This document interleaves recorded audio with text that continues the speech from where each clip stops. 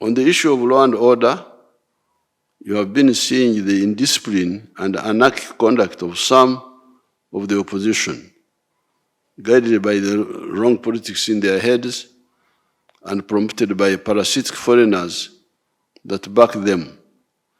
They make many mistakes. These include transporting audiences to create the image of big crowds at the venues. Those arrested following Mr. Kyagulanyi at Mile 4 in Mbarara confessed that they had a fleet of possibly 200 vehicles transporting those nomadic audiences. You then have the Kyagulanyi schemes of causing chaos in the country on behalf of the foreigners that fund them and back them. Mr. Kyagulanyi and his evil foreigners that back him fail to understand that Uganda is a land of spiritual and political matters. The spiritual matters like Karoli Rwanga, etc., the political matters like Rutamaguzi are very good examples for the present generations. Many Ugandans, especially those that have been with the opposition, get flabbergasted by those schemes and link up with us and peacefully dissolve those schemes. Do you remember Tajja Kulayira?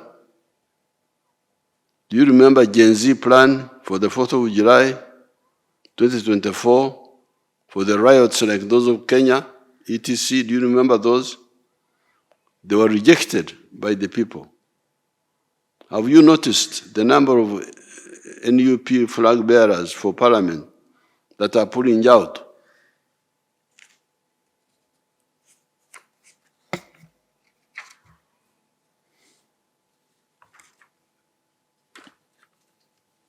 The criminal opposition must also stop intimidating Ugandans. You have no right to intimidate a Ugandan.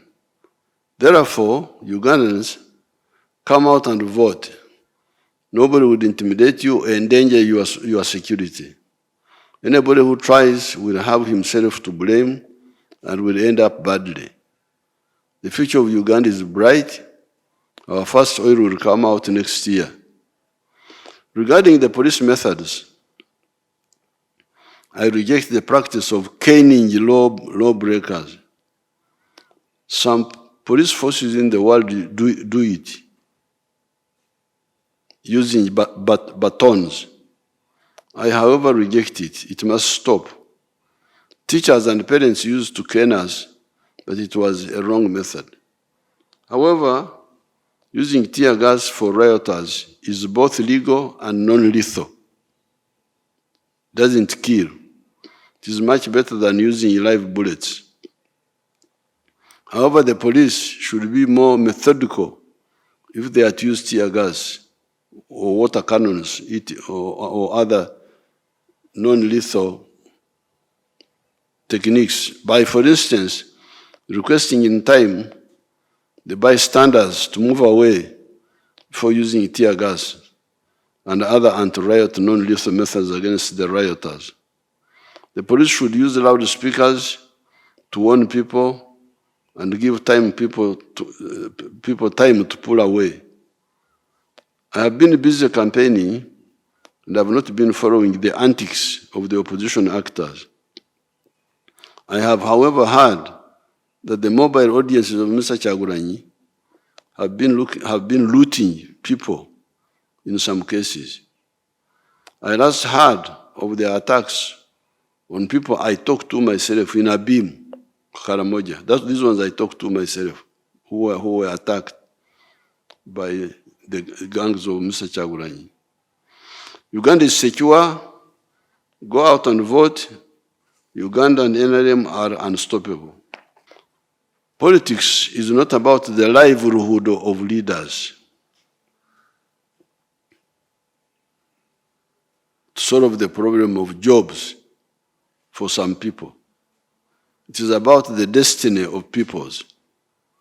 That destiny is guided by principles that arise from the analysis and the determination of how the respective societies can be safe and prosperous.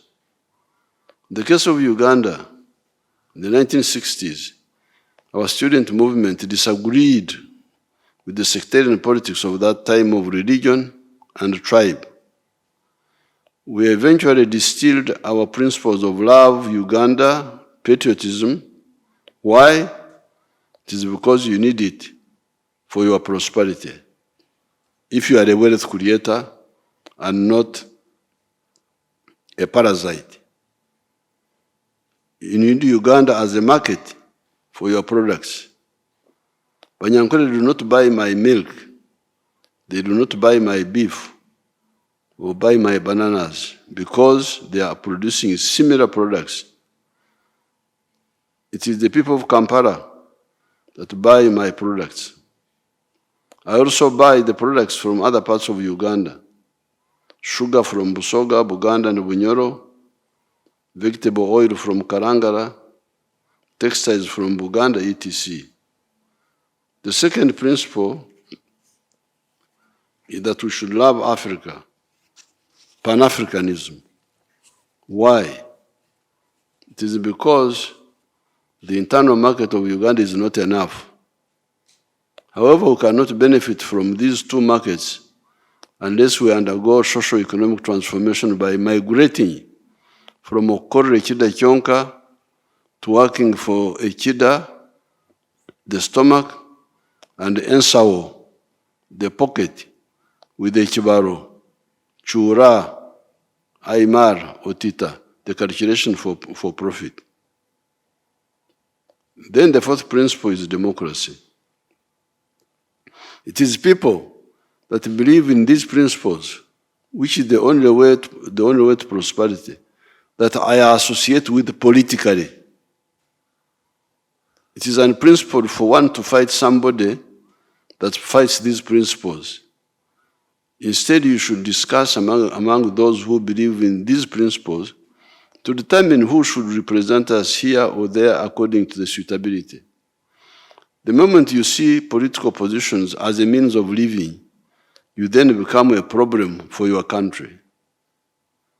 Since 1971, we left well-paying jobs to fight Idi Amin. Why? It is because we were sure that he would block our vision of patriotism, Pan-Africanism, socio-economic transformation, and democracy.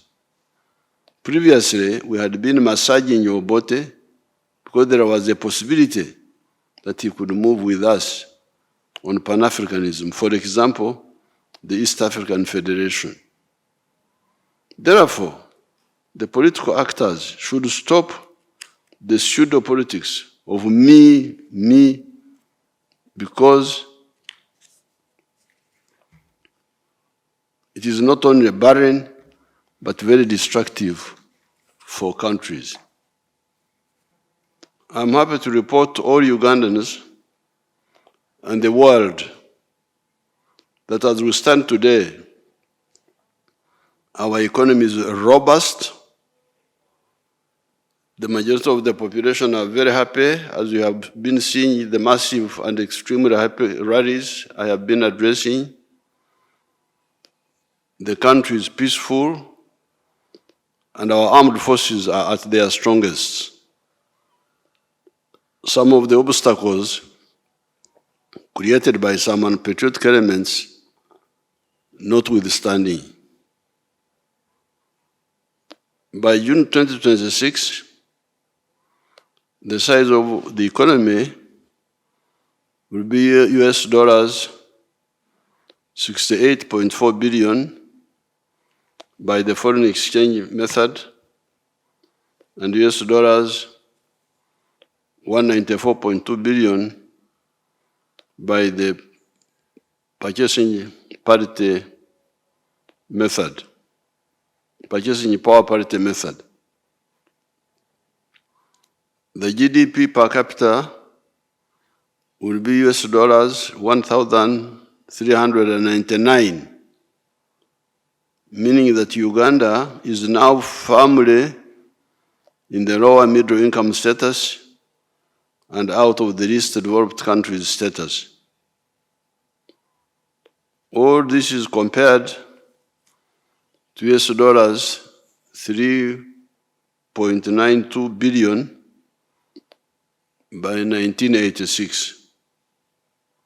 In other words, the economy has grown 13 times in size since 1986. In quantitative terms, you can go item by item. Coffee exports were 3,060,000 kilogram bags in 1986, and they are now 8.2 million 60 kilograms bags. Bananas, 6.6 million metric tons, and now 11 million metric tons. Maize production was 322,000 metric tons, but now it is 4 million metric tons. Milk was 200 million liters, but now it is 5.4 billion liters. Sugar was less than 100,000 metric tons, but now it's about 700,000 metric tons. Cement was 76,000 metric tons. It is now 7 million metric tons. Steel products were 50,000 metric tons, but they are now 630,000 metric tons. From almost no tourist arrivals to now about 1.6 million tourists arriving in a year. From less than 1,000 hotel beds to now about 150,000 hotel beds, etc. As I've told you before, our economy has now gone through 5 phases. And these are the minimum recovery phase,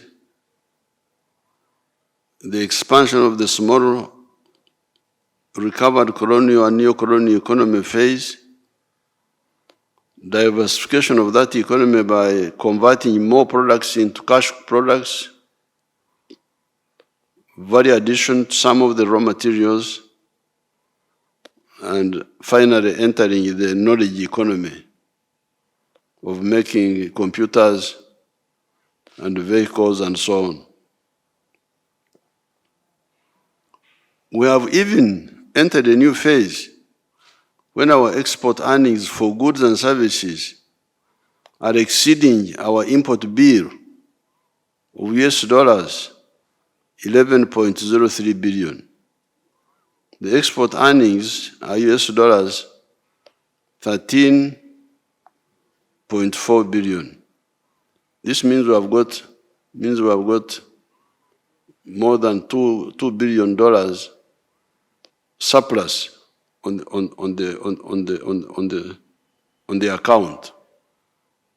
Our exports earnings are more than our import bill. Yes, we still have poor people. We still have unemployed graduates. We still have some bad roads because of under-budgeting for them and corruption. However, all these will be solved. Why? It is because we have already moved 70% of the homesteads into the money economy. Yet, by 2013, only 32% of the homesteads were in the money economy.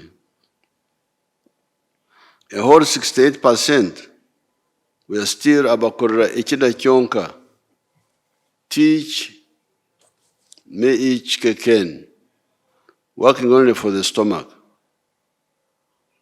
At independence in 1962, only 9% of the households were in the money economy.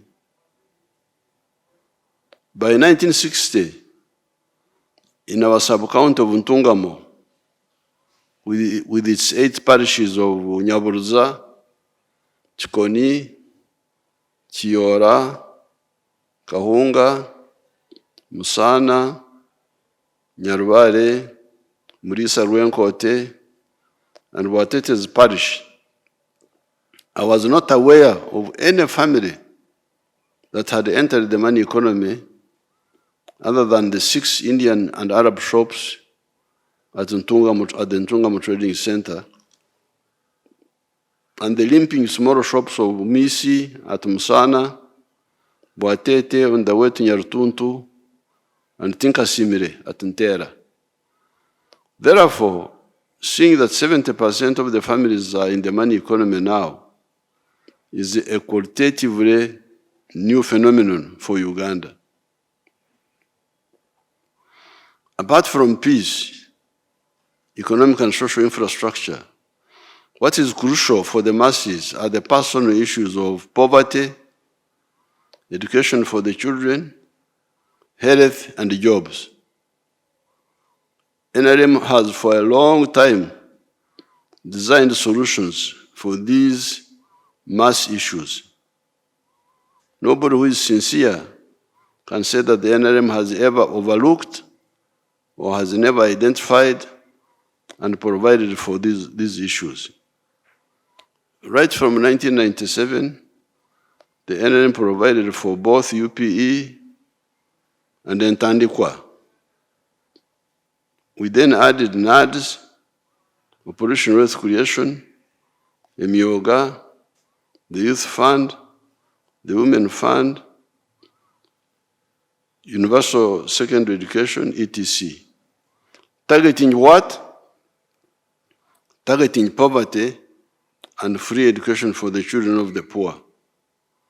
However, just like the Jews did not believe that Jesus was the Messiah, some groups are always not bothering to understand or use these solutions. Those who listened are doing very well. You need examples? Here are some. These are Rashida of Utambara, Apio of Lira, of the Lira area, Ogira of Abim.